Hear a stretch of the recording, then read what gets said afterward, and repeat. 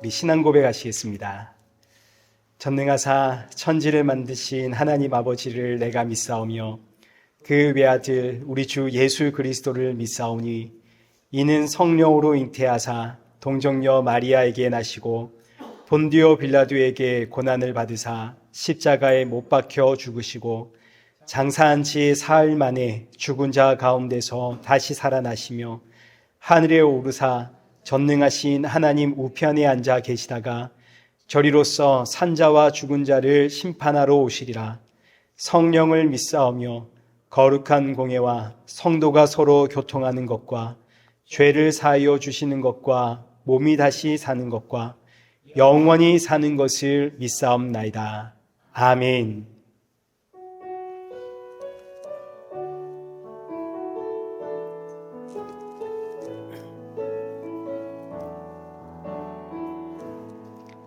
하늘의 문을 여소서 이곳을 주목하소서 주를 향한 노래가 꺼지지 않으니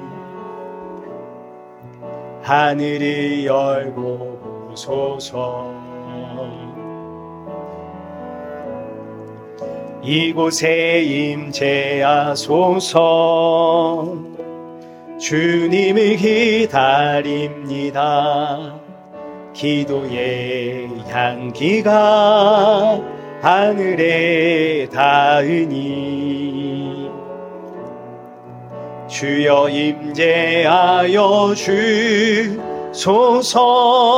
주소서 이곳에 오셔서 이곳에 앉으소서 이곳에서 드리는 예배를 받으소서 주님의 이름만이 오직 주의 이름만 이곳에 있습니다. 이곳에 오셔서 이곳에 앉으소서 이곳에서 드리는 예배를 받으소서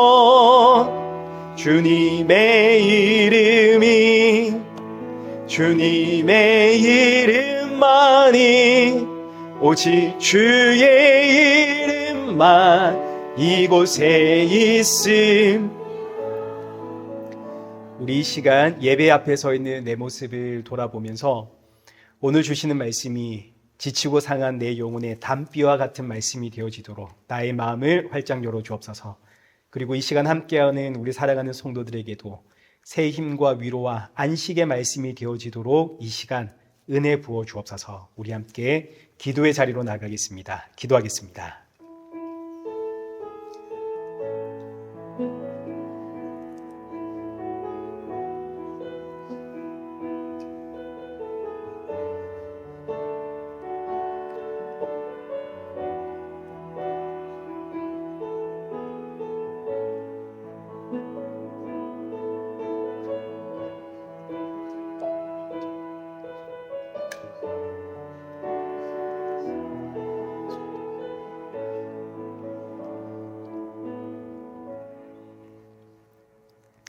살아계신 하나님 아버지, 오늘 이 예배의 자리로 우리를 이끄심에 감사를 드립니다. 지치고 상한 심령들이 이 자리에 모였사오니 오늘의 예배가 우리 사랑하는 성도들에게 참 위로와 평안과 안식의 예배가 되어지도록 은혜 부어 주옵소서. 주께서 주시는 말씀 앞에 아멘으로 화답하게 하시고 또 구 주시는 생명의 말씀을 가지고 새롭게 시작하는 이 한 주를 잘 살아가며 날이 가면 갈수록 예수 그리스도의 십자가의 은혜와 사랑만이 더욱더 충만해지는 우리 성도들 되게 하여 주옵소서. 예수님의 이름으로 기도드리옵나이다. 아멘. 우리 함께 교독문 제24번을 교독하도록 하겠습니다. 하나님은 우리의 피난처시요 힘이시니 그러므로 땅이 변하든지 산이 흔들려 바다 가운데에 빠지든지 바닷물이 솟아나고 뛰놀든지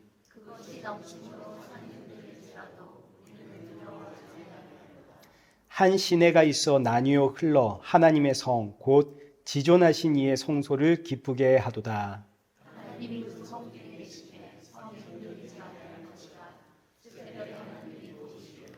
그가 땅 끝까지 전쟁을 쉬게 하시며 이르시기를 너희는 가만히 있어 내가 하나님 됨을 알지어다.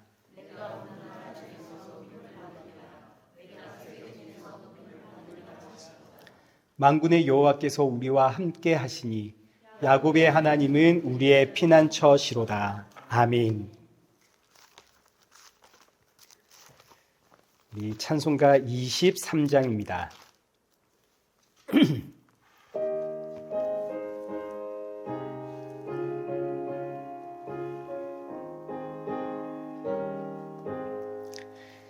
한 입이 내게 있으면 그 입 다 가지고 내 구주 주신 은총이 늘 찬송하겠네. 내 은혜로우신 하나님 날 도와주시고 그 크신 영광 널리 펴 다 알게 하소서. 내 주의 귀한 이름이 날 위로하시고 이 귀에 입막 같으니 참 희락되도다.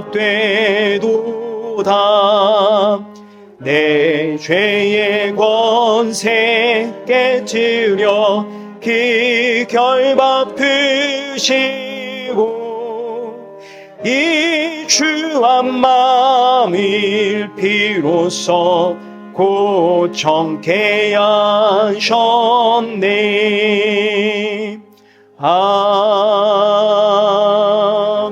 아멘. 우리 성경 봉독하시겠습니다. 우리 오늘 보실 하나님의 말씀은 고린도전서 10장 1절에서 13절입니다. 고린도전서 1장 10장 1절에서 13절 우리 함께 한 절씩 교독하겠습니다. 형제들아 나는 너희가 알지 못하기를 원하지 아니하노니 우리 조상들이 다 구름 아래에 있고 바다 가운데로 지나며 다 같은 신령한 음식을 먹으며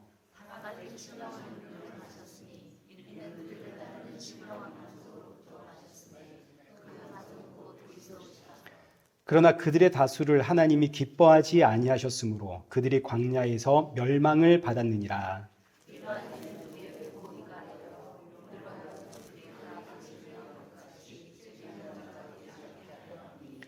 그들 가운데 어떤 사람들과 같이 너희는 우상 숭배하는 자가 되지 말라. 기록된 바 백성이 앉아서 먹고 마시며 일어나서 뛰논다 함과 같으니라.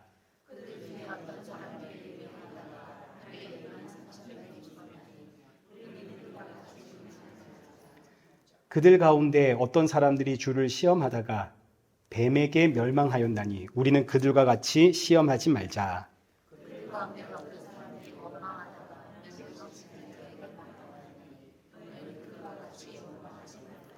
그들에게 일어난 이런 일은 본보기가 되고 또한 말세를 만난 우리를 깨우치기 위하여 기록되었느니라.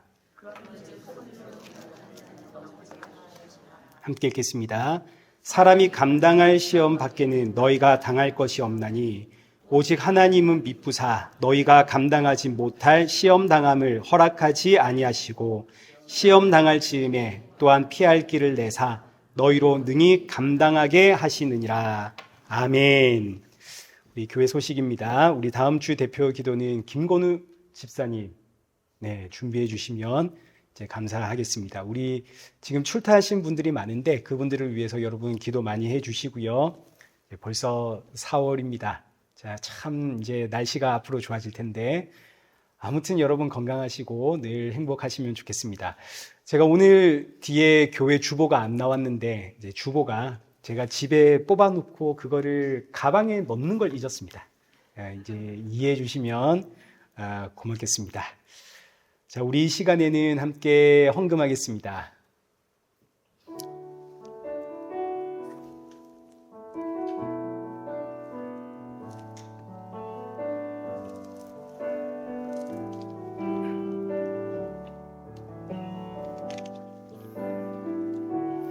은혜 아니면 살아갈 수가 없네. 호입마저도 다 주의 것이니 세상 평안과 위로 내게 없어도 예수, 오직 예수뿐이네.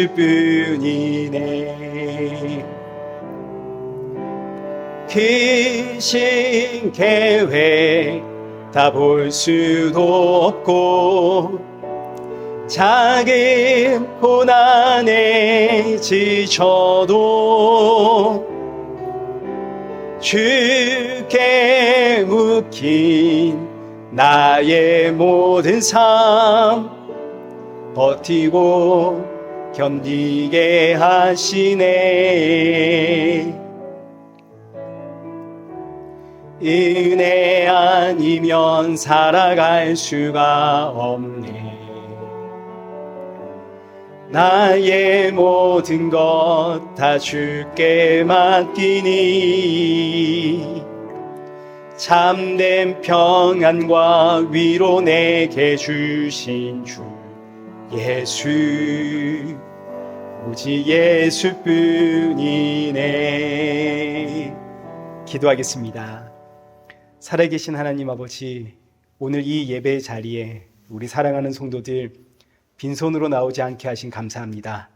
주님 앞에 올려드리기 위해 준비한 이 헌금을 준비할 때마다 나를 위해 십자가에 죽으신 예수 그리스도를 기억하게 하시고 주님 앞에 드림이 나의 기쁨이고 나의 모든 것이 주의 것임을 고백하는 우리 성도들 되게 하여 주옵소서.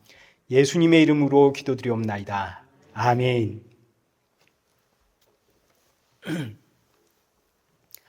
우리 오늘 본문은 고린도전서 10장 1절에서 13절입니다. 감당할 시험과 피할 길이라는 제목으로 우리 오늘 본문의 말씀 우리 함께 살펴보도록 하겠습니다.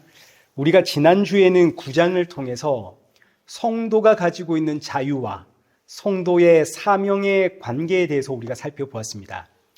성도의 자유란 죄와 사망에서의 자유입니다.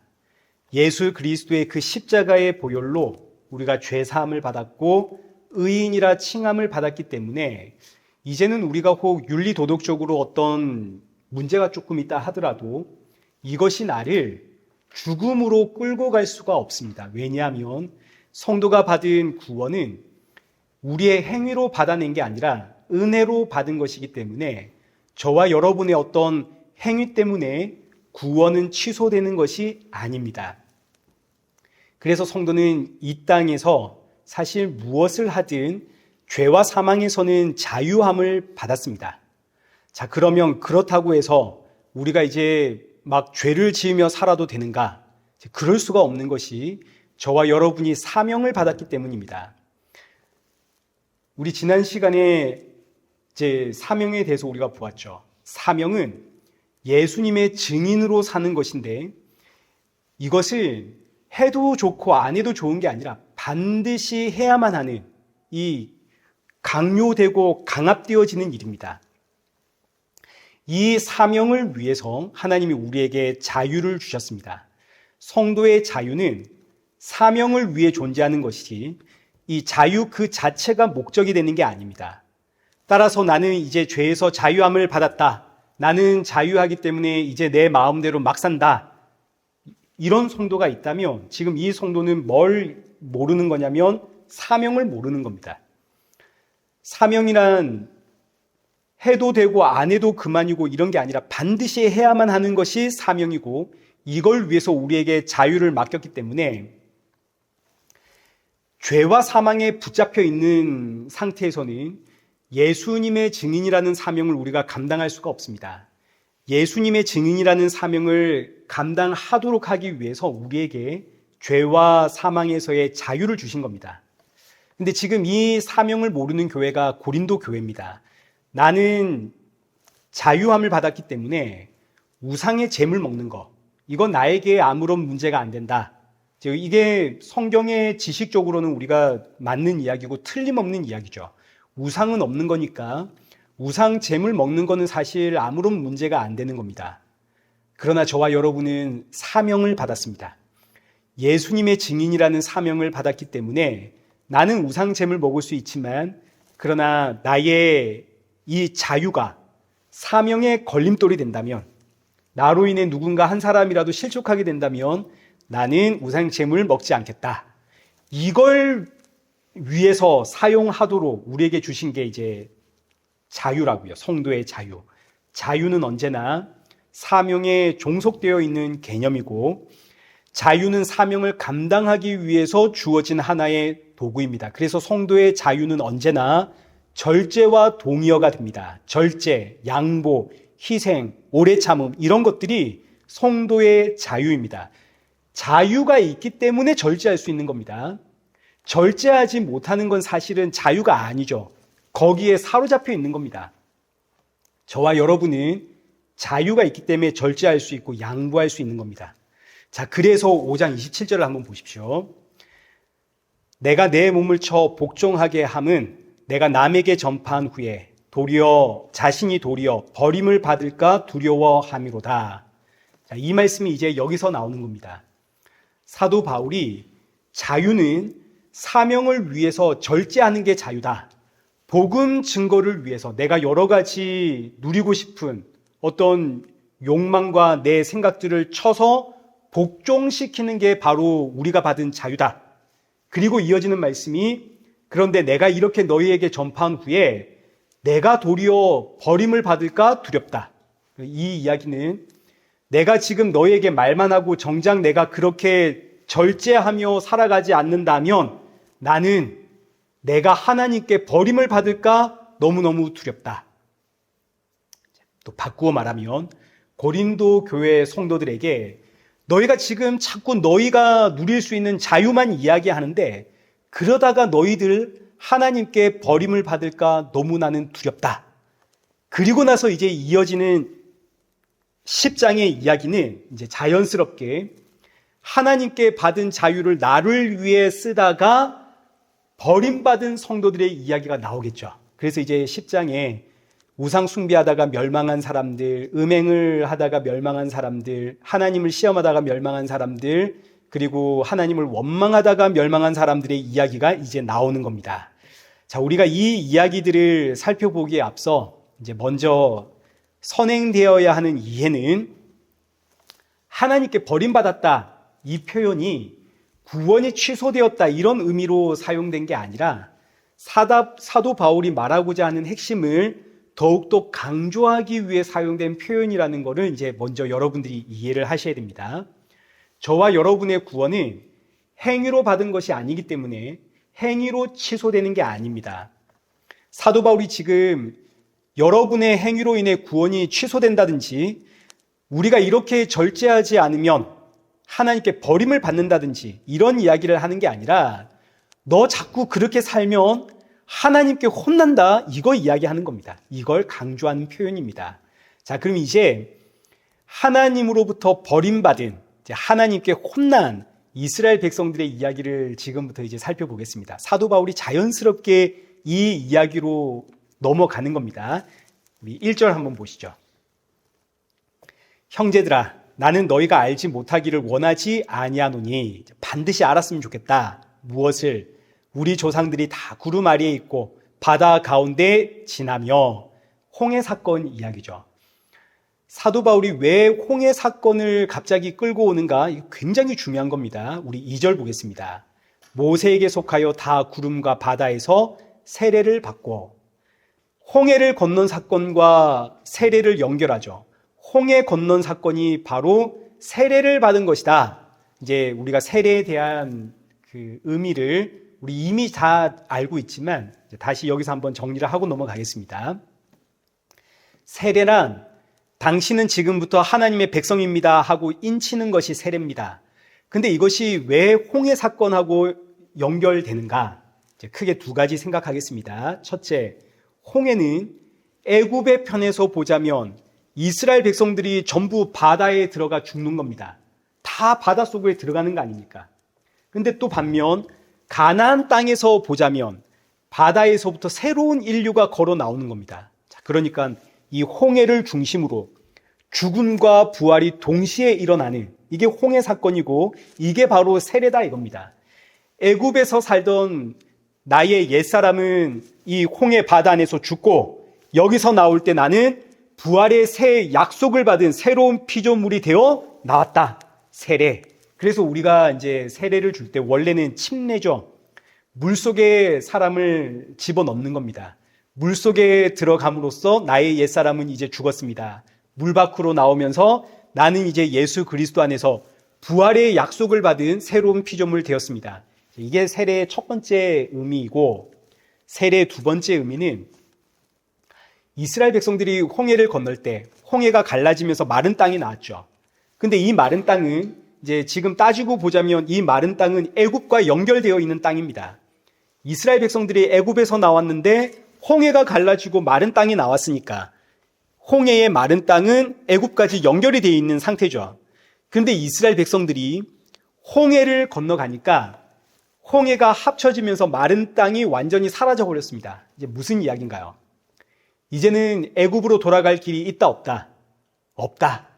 애굽으로 돌아갈 길이 완전히 이제는 단절되었다. 이게 세례입니다. 이제 홍해를 건넌 이스라엘 백성들 앞에는 가나안을 향해 가는 길만 있지 애굽으로 다시 돌아갈 길은 없습니다. 그런데 이 이스라엘 백성들이 애굽으로 돌아갈 수가 없는데 애굽으로 가자 하다가 이 광야에서 다 죽어가는 거 아닙니까? 홍해를 건넌 이스라엘 백성들 앞에는 가나안을 향한, 그 약속의 땅을 향한 여정만 남아 있습니다. 자, 그런데 이 길을 그냥 가는 게 아닙니다. 이 길에는 우리가 해야 하는 사명이 있습니다. 너는 이제 사명이 있다. 이게 세례의 두 번째 의미입니다. 자, 그러니까 이 세례의 의미를 정리하자면, 첫째, 우리 신분의 변화죠. 나는 새로운 피조물이 되었습니다. 부활의 약속을 받은 하나님의 새로운 피조물이 되었습니다. 둘째는 사명입니다. 나는 이제 더 이상 돌아갈 길이 없습니다. 내 앞에는 가나안, 하나님의 약속의 땅을 향해 가는 길만이 있습니다. 그리고 나는 이 길에서 해야만 하는 사명이 있습니다. 따라서 세례를 받았다는 의미는 나는 새 사람이 되었습니다. 여기서 끝나면 안 되고, 여기서 끝나버리면 이제 고린도 교회처럼 문제가 생기는 겁니다. 여기서 끝나면 안 됩니다. 나는 새로운 사람 되었습니다. 그 다음은 나는 해야만 하는 사명이 있습니다. 여기까지 가야 되는 겁니다. 자, 이렇게 세례를 받아 새로운 사람 되었고 새로운 사명을 받은 성도는 이제 이 약속의 땅을 향해 가는 이 길을 이제 가게 되는데, 홀로 가는 게 아니죠. 세례받은 성도들끼리 이 길을 가는 것도 아닙니다. 누구와 함께 가냐면 예수님과 함께 갑니다. 그래서 이어지는 이야기가 신령한 음식과 신령한 음료를 먹으면서 간답니다. 우리 3절과 4절 보겠습니다. 다 같은 신령한 음식을 먹으며 다 같은 신령한 음료를 마셨으니 이는 그들을 따르는 신령한 반석으로부터 마셨음에 그 반석은 곧 누구라고요? 그리스도. 그럼 이제 먼저 신령한 음식은 하늘에서 내린 만나죠. 이 하늘에서 내리는 만나 누구 상징합니까? 예수님 상징하죠. 내가 하늘에서 내려온 떡이다. 예수님이 만납니다. 그럼 이제 신령한 반석, 신령한 음료, 이건 신령한 반석에서 나오는 것인데 이 반석은 누군가요? 역시 예수님이죠. 이게 지금 성찬의 이야기 아닙니까? 성찬. 예수님이 내가 떡이다. 내가 그 음료다. 그러니까 홍해를 건넌 이스라엘 백성들은 하나님의 나라, 그 약속의 땅 가나안에 들어갈 때까지 예수님 먹고 마시며 가는 겁니다. 그런데 여기서 끝나는 게 아니라 여기 4절 말씀을 보시면 지금 이스라엘 백성 뒤를 따라가는 이가 있습니다. 여기 보니까 뭐가 지금 따라가고 있나요? 신령한 반석이 지금 따라가고 있죠. 근데 이 신령한 반석이 예수님 아닙니까? 홍해를 건넌 이스라엘 백성들은 예수님을 먹고 마시며 갈 뿐만 아니라 예수님이 지금 이 이스라엘 백성 뒤에서 따라가고 있다고요. 예수님이 앞장서 가는 게 아니죠. 옆에서 나란히 가는 것도 아니고 뒤에서 따라가고 있습니다. 이게 굉장히 의미심장한 표현인데 왜 이런 표현을 썼냐면 홍해를 건넌 이스라엘 백성들은 마치 지금 이제 막 걷기 시작하는 아기와 같은 겁니다. 이제 막 걷기 시작한 아기, 이제 걸음에 재미를 붙였습니다. 그럼 이제 그때부터 이 아기는 혼자 걸으려고 합니다.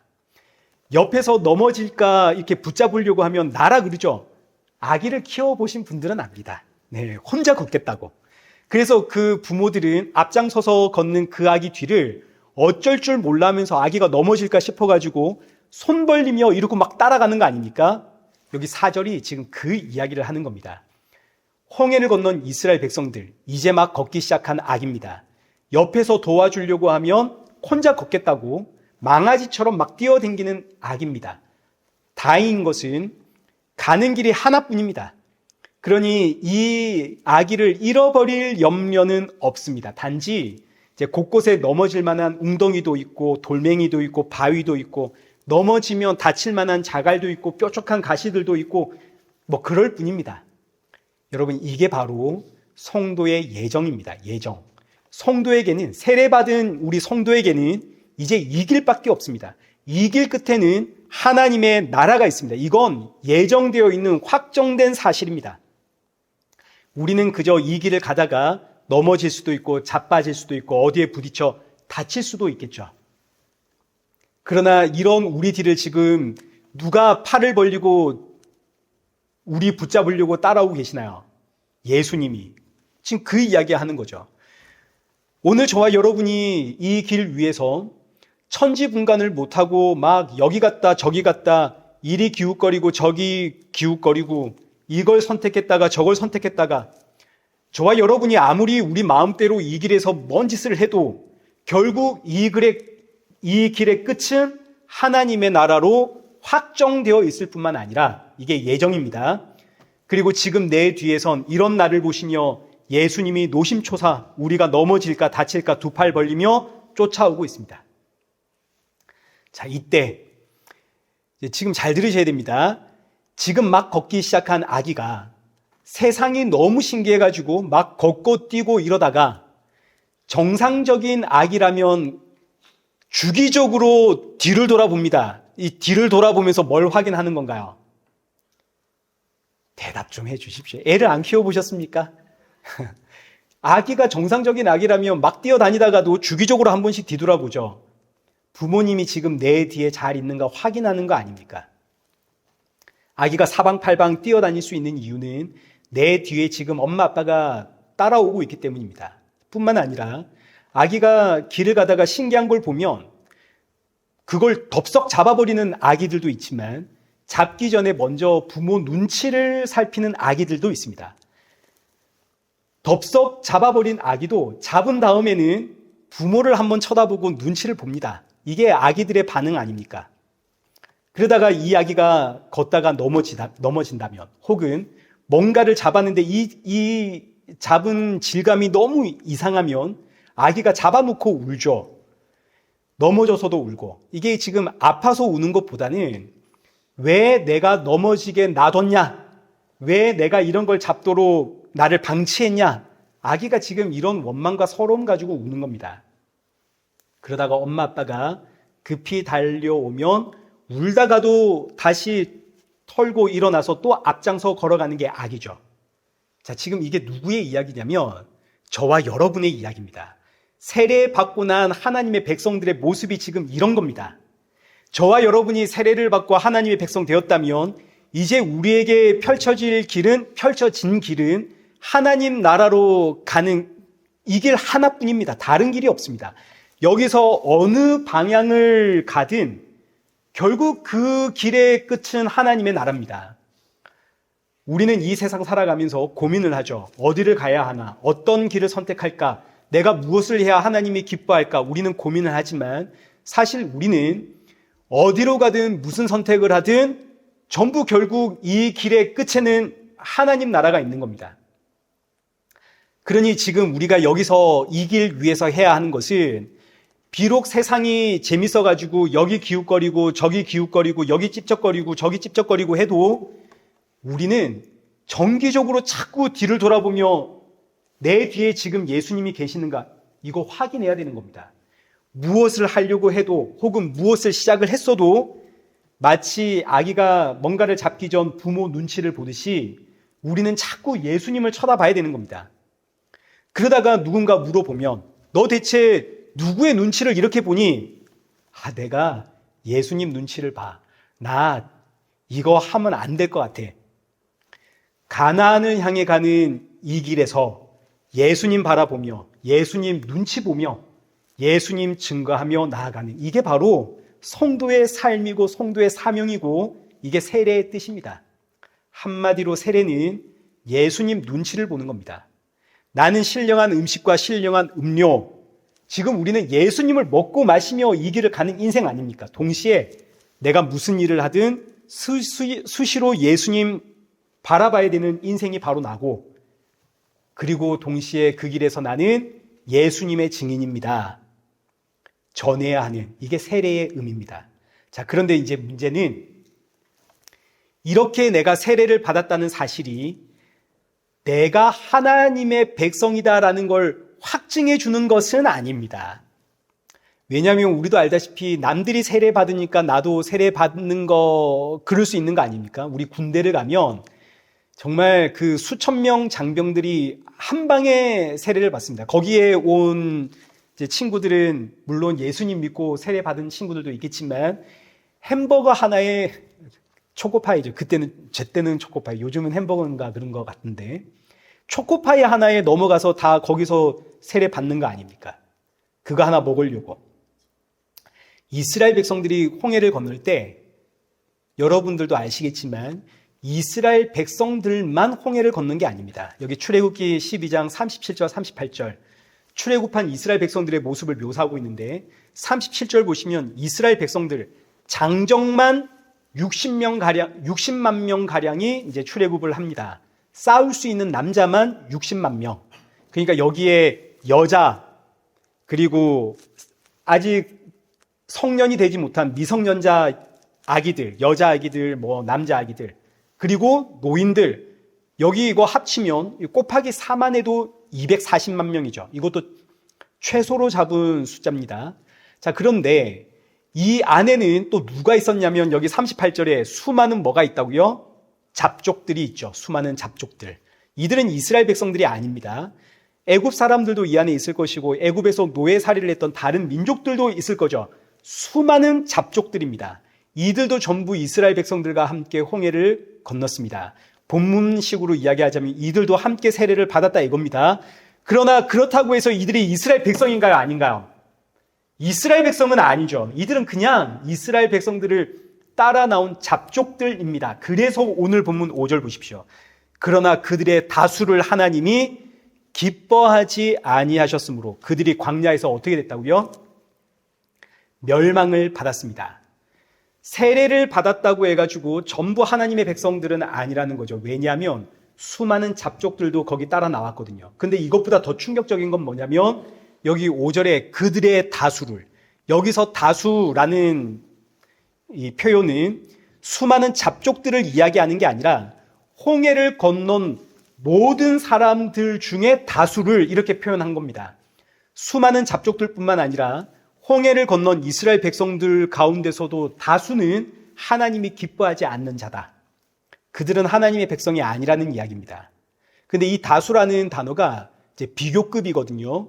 더 많은, 훨씬 더 많은 이제 절대 다수를 표현하는 뜻입니다. 그러니까 홍해를 건넌 백성 가운데 하나님께서 기뻐하시는 백성들보다 하나님이 기뻐하지 않는 백성들이 훨씬 더 많다.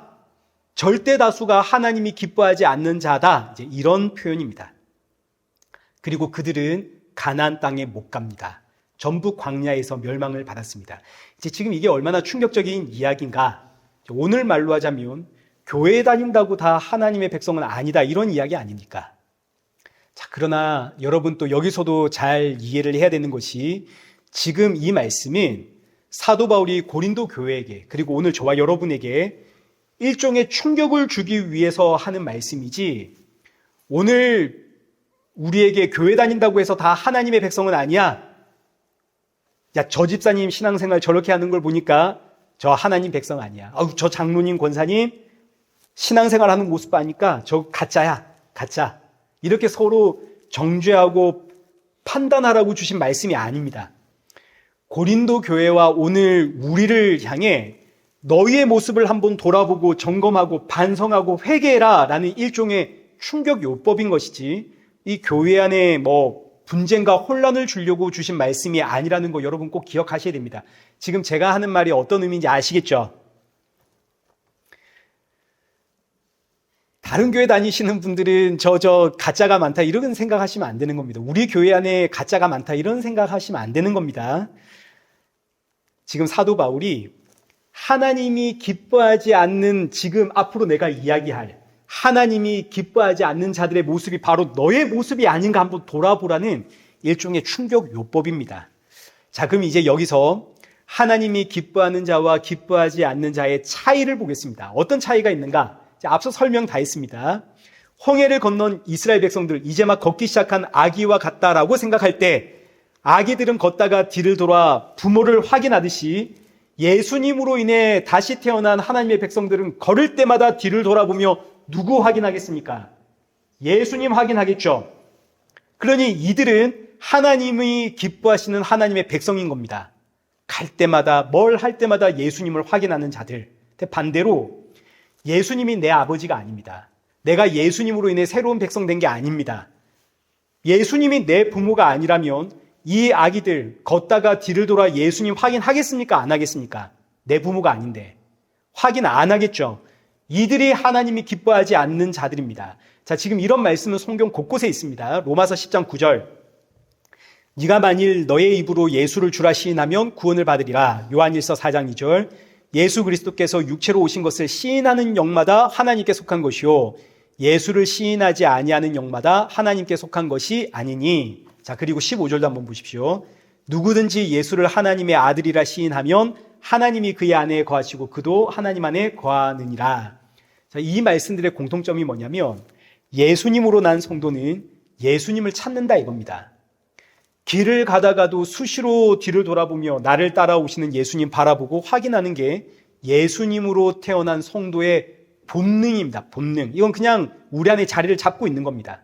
그러나 반면 예수님으로 나지 않은 자들은 예수님을 찾지를 않습니다. 자, 그런데 지금 문제는 뭐냐면 홍해를 걷는 이스라엘 백성들을 보니까 이 안에 하나님이 기뻐하지 않는 자들이 절대 다수입니다.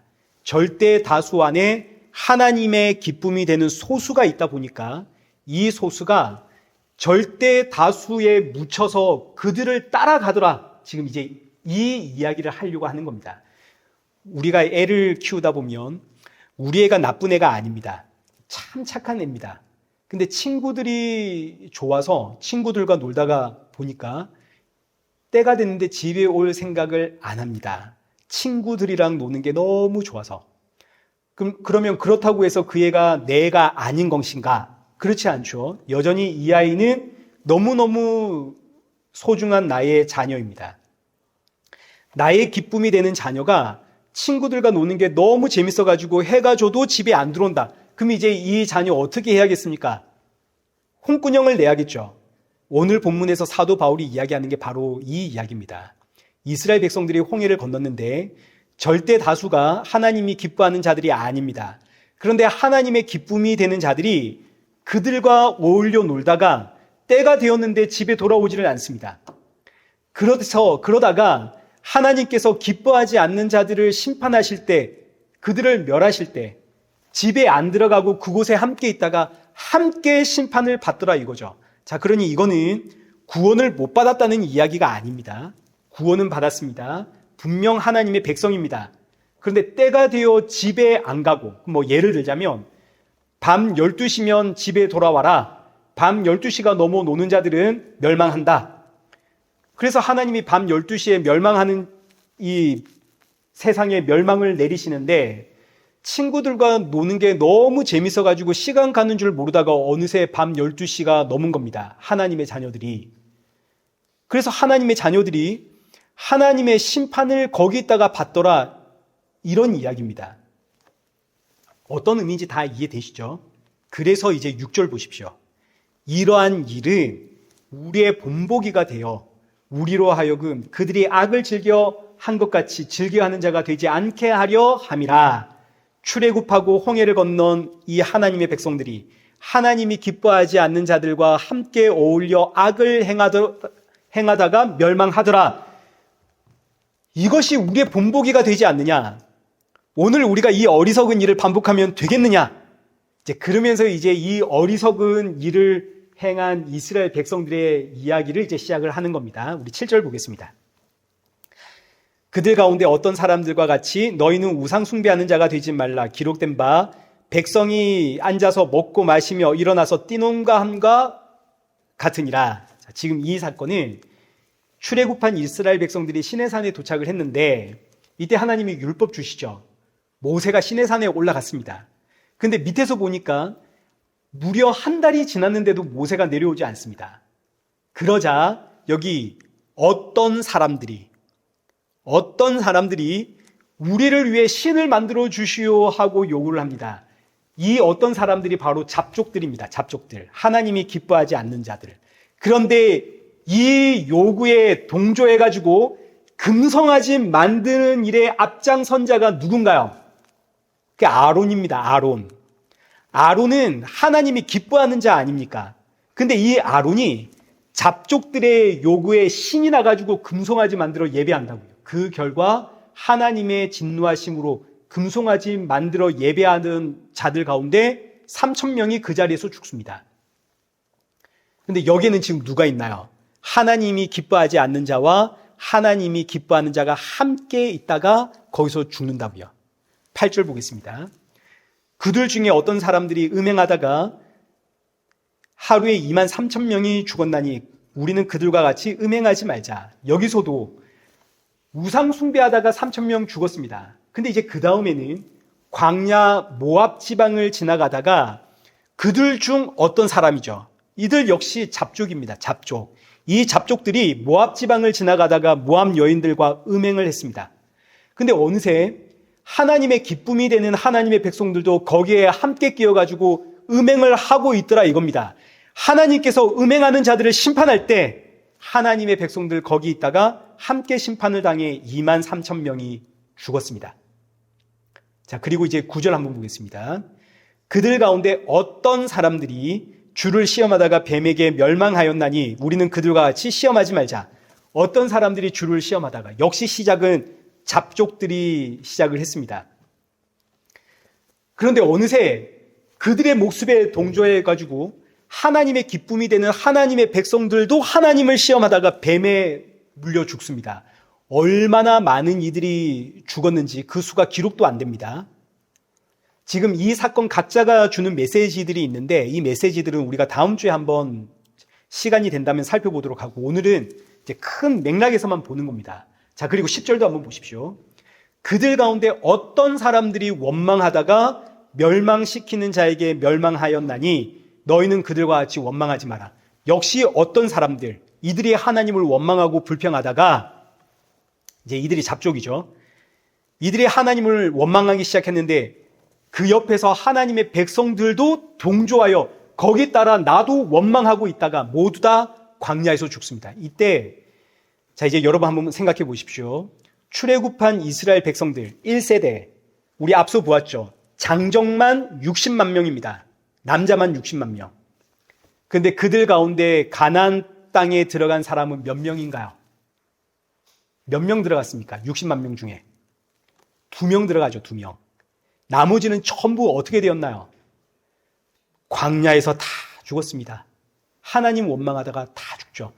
2명 여호수아와 갈렙만 가나안 땅에 들어가고 나머지는 그 59만 9,998명은 다 광야에서 죽는다고요.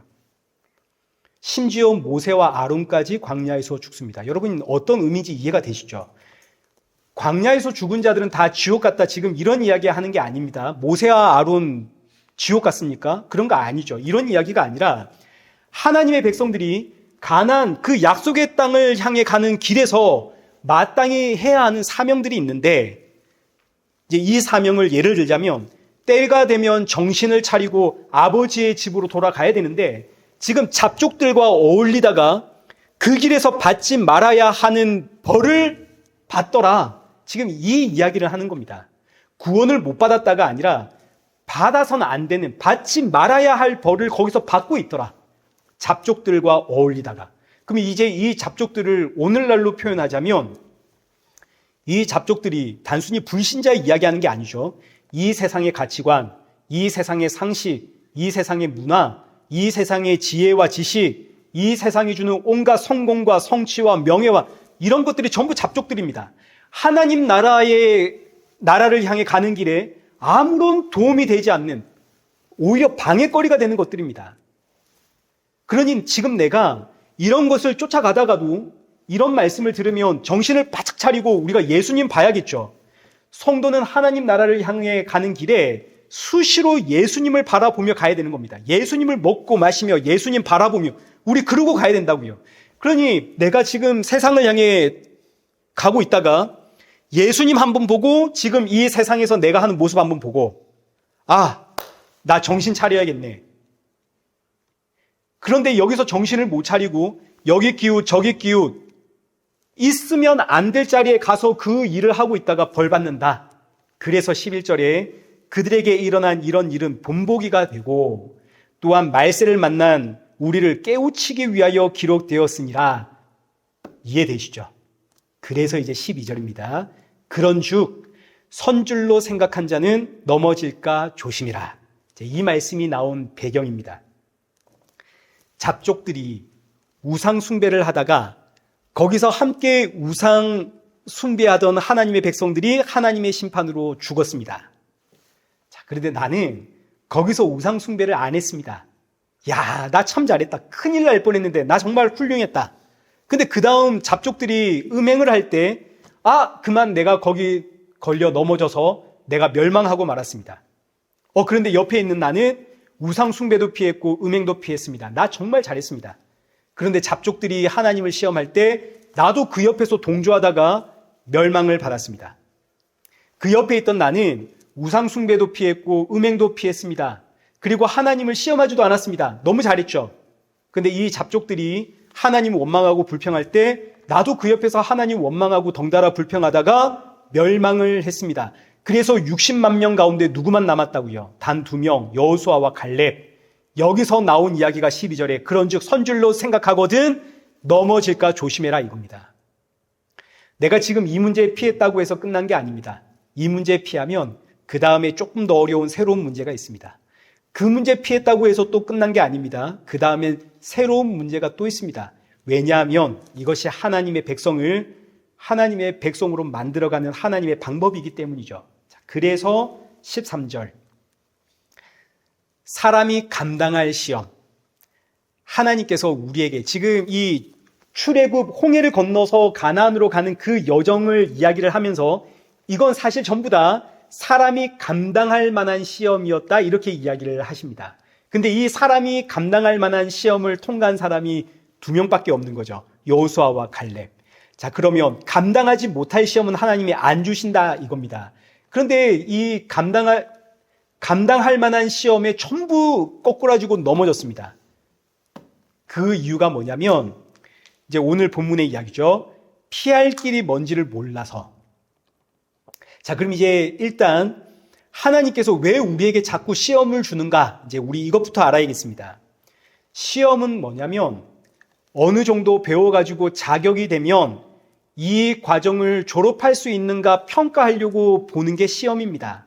고등학교 1학년은 중간고사, 기말고사를 쳐서 고2가 돼야 되고 여기서 뭐 성적이 안 좋으면 유급하겠죠. 고2는 중간고사, 기말고사 쳐서 고3 되는 것이고 고3은 중간고사, 기말고사로 내신을 다지고 수능 쳐서 대학 가는 겁니다. 여기서 떨어지면 재수, 삼수, 사수 하는 것이고 대학 가면 역시 학기마다 시험을 쳐서 자신이 배운 것에 대한 자격 증명을 해야 되는 겁니다. 하나님께서 저와 여러분을 하나님의 백성답게 만들어가기 위해 때가 되면 시험을 주십니다. 그리고 시험은 갈수록 어려워지는 겁니다. 처음엔 덧셈 뺄셈 시험 치고, 그 다음엔 꽃셈 나눗셈 시험 치고, 이거 통과하면 그 다음엔 방정식 시험 치고, 그러다가 이제 계속 통과하다 보면 나중에 미분 적분 시험 치고, 시험은 갈수록 어렵다고요. 그래서 저와 여러분은 우리 신앙의 연수가 얼마나 됐든지와 전혀 상관없이 우리는 늘 시험 앞에 비명을 지르는 겁니다. 시험은 항상 어렵거든요. 갈수록 어려워지는 것이고.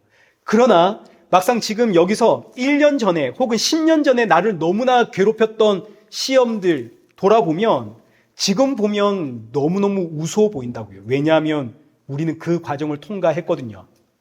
그러나 지금은 그때와 비슷해 보이는 시험인데 너무 어렵죠. 비명이 나옵니다. 그런데 이 길에 하나님은 항상 피할 길을 주십니다. 여기서 피할 길이란 시험을 치르지 않는 길, 시험을 완전히 피하는 길, 이런 의미가 아니라 시험을 이겨내는 길이다, 이런 뜻입니다. 그러면 시험을 이겨내는 길은 무엇인가? 지금 이스라엘 백성들은 이 길을 몰라가지고 전부 광야에서 죽었거든요. 60만 명으로 시작을 했습니다. 첫 시작은 우상 숭배. 이 시험 내가 통과했습니다. 그 다음은 음행. 나 통과했습니다. 그 다음은 하나님을 시험하는 유혹. 이것도 통과했습니다. 근데 어디서 다 무너졌냐면 하나님을 원망하는 것에서 다 무너졌습니다. 근데 지금 이 이야기가 우리 모두의 이야기 아닙니까? 우리가 이런저런 유혹들, 시험들 다 통과할 수 있습니다. 근데 결국 사실 우리가 오늘의 인생을 한탄하고 내 삶의 모습이 왜 이런가 한탄하고 이게 전부 다 사실은 하나님 원망이거든요. 우리 여기서 다 무너지는 겁니다. 근데 이 모든 시험을 통과한 사람이 두 사람, 여호수아와 갈렙. 여호수아와 갈렙은 이 시험을 이겨내는 길을 알았다 이겁니다. 그 길이 뭐냐면 예수 그리스도. 여호수아와 갈렙은 예수님을 바라보며 이 시험을 통과한 사람들입니다. 그런데 예수님이 어떻게 이 모든 시험을 이겨내는 길이 되는가? 그 이유는 하나님의 모든 시험은 우리를 낮추는 시험입니다. 낮추는. 모든 시험은 항상 그렇습니다. 낮아지면 되는 겁니다. 신명기 8장 2절 한번 보십시오. 내 하나님 여호와께서 이 40년 동안에 내가 광야의 길을 걷게 하신 것을 기억하라. 이는 너를 낮추시며 너를 시험하사. 시험의 목적이 뭐냐면 나를 낮추기 위함입니다. 내가 낮아지려면 누구를 봐야 됩니까? 예수님 봐야죠. 내가 나 스스로를 낮추려고 하면 이게 안 낮춰집니다. 그런데 예수님을 바라보면 내가 낮아집니다. 왜냐? 빌립보서 2장 5절. 너희 안에 이 마음을 품으라. 곧 그리스도 예수의 마음이니 그는 근본 하나님의 본체시나 하나님과 동등될 것을 여기지 아니하시고 자기를 비워 종의 형체를 가지사 사람들과 같이 되셨고 사람의 모양으로 나타나사 자기를 낮추시며 죽기까지 복종하셨으니 곧 십자가에 죽으심이라.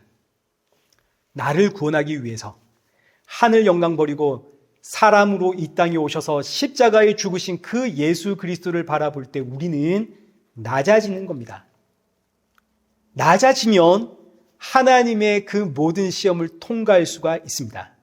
그러니 하나님의 모든 시험을 통과할 수 있는 마스터키는 예수 그리스도. 자, 우리 오늘 이제 말씀을 맺겠습니다. 오늘 본문 고린도전서 8장부터 시작된 우상 죄물 먹는 이야기. 여기서부터 시작된 이야기가 여기까지 오는 겁니다. 고린도 교회가 성경적 지식이 있습니다. 우상 제물을 먹습니다. 아무 문제 없다 이거죠. 근데 이 모습에 누군가는 실족합니다. 고린도 교회는 이때 큰 소리를 칩니다. 야, 너의 믿음과 신앙이 어찌 그 모양이냐.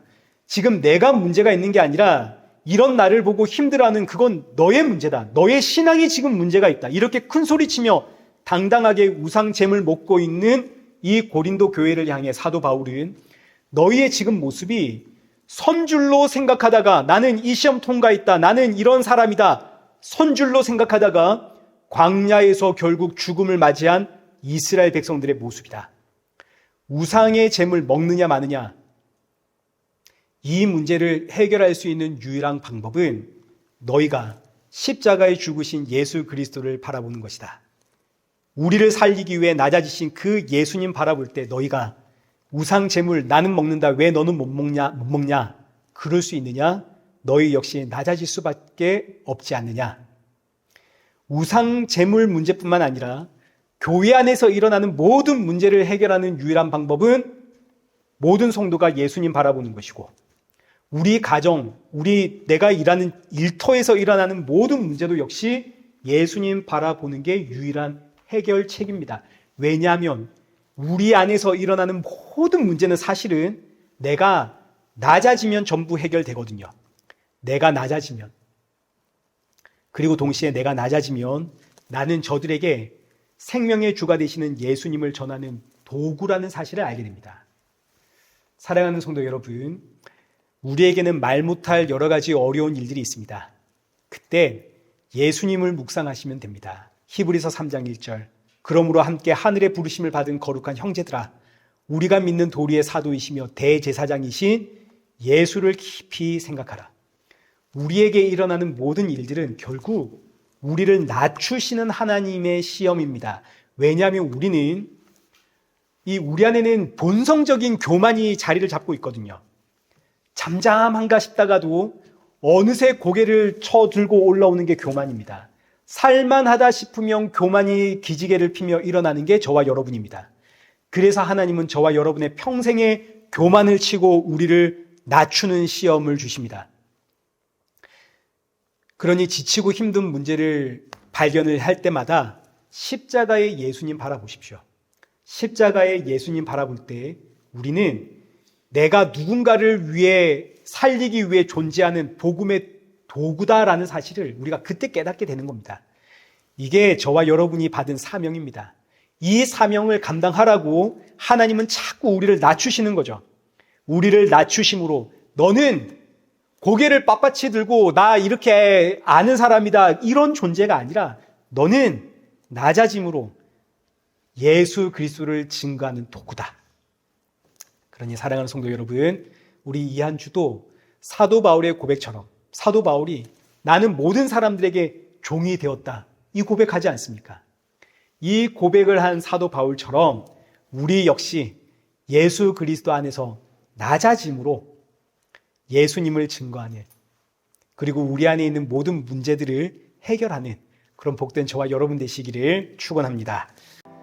살아계신 하나님 아버지, 오늘 말씀을 통해서 주께서 허락하신 이 하루 어떻게 살아가야 하는지 다시 한번 돌아보게 하시니 감사합니다. 주께서 우리에게 새 생명 주셨고 십자가의 복음이라는 사명을 주셨사오니 주님 부르시는 그날까지 이 사명 잘 감당하기 위해 늘 십자가의 예수님을 바라보며 묵상하는 성도가 되어지도록 우리의 마음과 중심을 붙잡아 주옵시고, 우리가 가는 이 길은 나 홀로 가는 길이 아니라 주께서 내 뒤에서 두 팔을 벌리고 따라오시고 또 때로는 나보다 앞장서서 나를 이끌고 가시는 길임을 알기에 이 길에서 언제나 담대하게 살아가는 성도가 되어지도록 성령의 충만함 부어 주옵소서. 새롭게 시작하는 이 한 주도 감사만이 흘러넘치는 성도가 되기를 원합니다. 예수님의 이름으로 기도드리옵나이다. 아멘. 이제는 우리 주 예수 그리스도의 은혜와 성부 하나님의 크신 사랑과 성령 하나님의 위로교통 충만하심이 모든 상황 가운데 감사하며 주신 사명 잘 감당하며 주님 만날 그날 사모하며 살아가는 우리 이레교회와 성도들과 온 세계 교회 머리머리 위에 이제로부터 영원토록 함께 있을지어다. 아멘.